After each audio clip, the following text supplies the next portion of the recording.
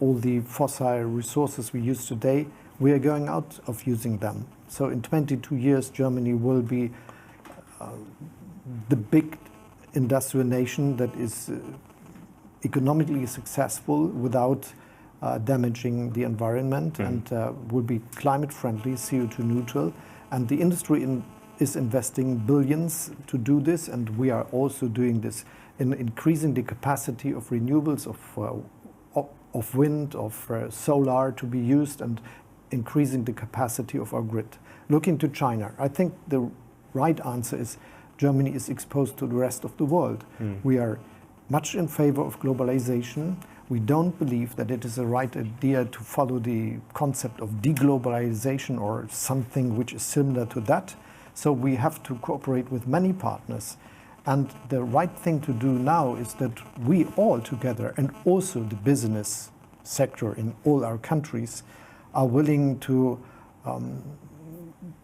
have not just one supplier, to look for others, for going to many regions in the world.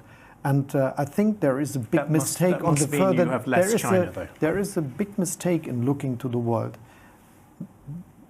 The rise of Asia is not just happening in China. It's happened long ago in South Korea. It happened long ago in Japan. They are very strong nations. It happens in Vietnam. It happens in Indonesia. It happens in Malaysia. It happens in India and some other nations to be named. And if we look to the rest of the world, to Africa, to the South of America, there will be strong nations. So I really believe what we will see is a multipolar world with many strong nations on the world. And it is necessary to have a supply chain that is not just linked to one region, to one country, and this is what we are doing now. And this will make it as strong for the future, because if there is a difficulty with one nation, with one region, we can look for the others which we are already well connected with. You just mentioned deglobalization as a worry. Most of us, if we look now, we would see what Joe Biden is doing in America. He is taking Trumpism and adding this massive Buy America bit. Your Vice Chancellor, Robert Habeck, last week talked about a trade war between America and Europe because of all that fact that he is concentrating just on American jobs. Do you think that is a realistic fear, that we're heading towards a trade war between America and the European Union? I'm sure it will not happen. We are working very hard to avoid a situation like this. And yes, we are very much appreciating what is the basis of the decisions of President Biden and the Congress, saying that they are willing to invest into a better future, which is more looking for environment, developing climate-friendly industries, which I very much support. And the right question is how to deal with your friends in the world, and especially if you are a nation that was fighting so long for free trade, which we do, and which the United States did also. So but it doesn't now. So we are now discussing with the government and with all the political people in the United States that it should not happen, that local content regulations are against European partners. And I'm quite optimistic that we will reach an agreement in this field. And we are working for that. And yes, we are also doing a lot for developing our industries, and we will do so. So, as I already said, we will invest billions in developing renewable energies in our country, and developing the grid, in developing hydrogen. And Germany, as a growing nation, is very much willing to do this. What is necessary, we are open to people from abroad working in our country, and you saw in the past that this happened, and it will continue to happen. We will be the nation that is willing, and Europe also will do, that is willing to look for renewable energies as electricity supply, and to electrify industries and mobility, for instance. And we are looking for developing hydrogen as the necessary gas for the future. But those are all being pushed down jobs, local jobs for local places. Do you worry that Joe Biden in some ways is worse from a trade war than Donald Trump? Joe Biden's much closer to the unions. It's him who's come forward with all these Buy American provisions, which Donald Trump didn't. So I'm a labor lawyer by profession, and I'm very close to the trade unions, and I'm very much looking to developing the industrial perspective for Germany. We are the fourth biggest industrial nation in the world. We are quite economically successful, and we want to continue the strength of our economy and being an industrial country. And so there is a need for cooperation, and I'm still in favor of the idea of globalization, creating wealth all over the world, which I think we should look for. Last week, your party floated the idea of more joint EU financing to help Europe's green tech industry, compete with the Americans. Would you be prepared to endorse that idea? Do you think that's something you could take to the European Union and say we should do that together? You know that I was one of the architects of the European Recovery Plan, yes, which worked so successfully fighting against the COVID-19 pandemic. But most of the money that is in this plan for investing into the future is still not invested. So we have a broad basis for activity. Yeah, but it's quite interesting. You also said back then that this was a Hamiltonian moment, referring to Hamilton, who came up with the idea of a fiscal union in America, put very simply. It does feel as if Europe is gradually heading towards something where maybe Germany is prepared to see joint borrowing, as long as the money isn't then given away, that it's stuff that is then borrowed, then lent to individual countries. Is that where you are? That seems to be where you're heading. How Hamiltonian do you feel now? I still feel Hamiltonian, but I was very clear what I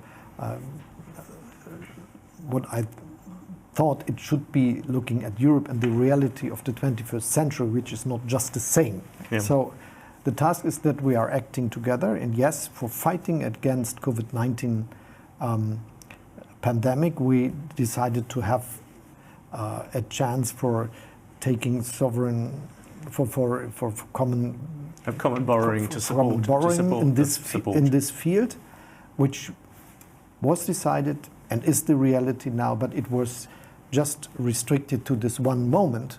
The Hamiltonian moment in this case, a bit different to the historic situation of the United States, is that we also decided to pay back together. And, yes, and this is something where still some decisions have to be taken, but this creates the situation where we are coordinating our activities. And yes, this is, I think, the message that was sent out in this crisis, that we told all the markets that we will stick together. But now we have done this. We have a lot of money that is still there to be used. Use that money. There is a good chance to use this money. I wonder what you thought of relations with Britain at the moment. Again, you come to Europe, the European Union from Britain at the moment. You get stuck in a long queue with other people who have nothing to do with the European Union, whilst by contrast, people in the European Union arrive in Heathrow and walk through. When do you think it will be time to stop punishing Britain for Brexit? I know that is a strong theme of the French, who you're going to go and see this weekend, but Germany has generally been more kind of grown up about those things. Where do you stand on that? I don't think that there should be any punishment, and I always opposed any idea like this. We want to cooperate with the United Kingdom. I'm still sad about the decision of the British people that they left the European Union, but it is their decision and they took it, and we will now be partners. And there are a lot of agreements we already have, for instance, in the question of the situation in Northern Ireland. And I think if all stick to the agreements we have, this will be a very good cooperation. About Europe itself, I thought about your idea of Zeitenwende, and I talked to various people. A couple of people pointed out that from a European perspective, the Ukraine war, which I agree did nothing to help to bring into being, in the long term that will increase Germany's sway over Europe. If someone is going to rebuild Ukraine, it's likely to be Germany. And already Europe has been dragged to the east. If you're looking at the view from Madrid or Paris, Berlin feels closer to the center.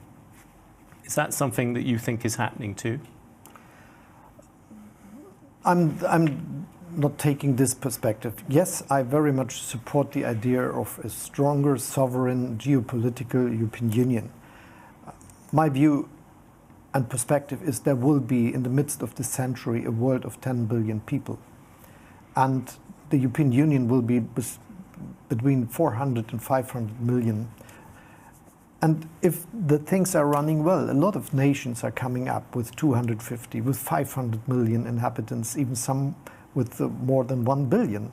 And for cooperating in this multipolar world, we must be united as the European Union. And so Germany takes its responsibility in supporting the idea of a better cooperation and modernizing decision-making processes in the European Union so that we are ready for enlargement, looking at the Balkan states that are not in the Union but should be members of the Union, looking at Moldova, looking at Ukraine, looking at Georgia, which also got a perspective.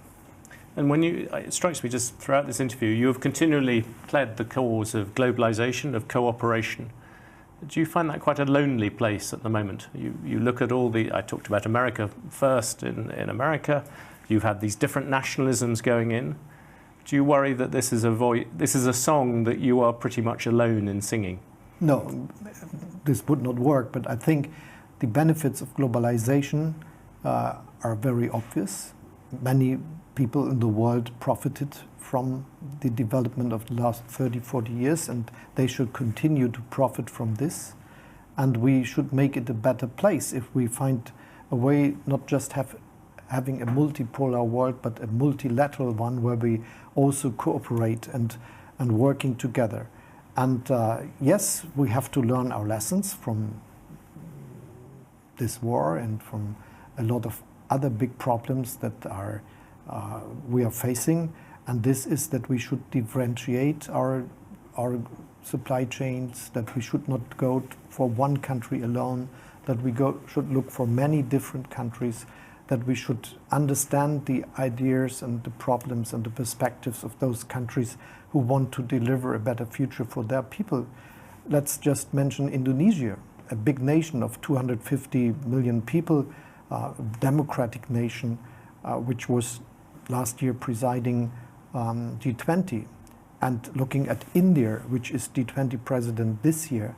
I think it is necessary to understand they are partners on eye level, that we are working together with them. And if we have this perspective, I think globalization has a good chance. One last thing on that. Do you see the possibility for a union of democracies at different times?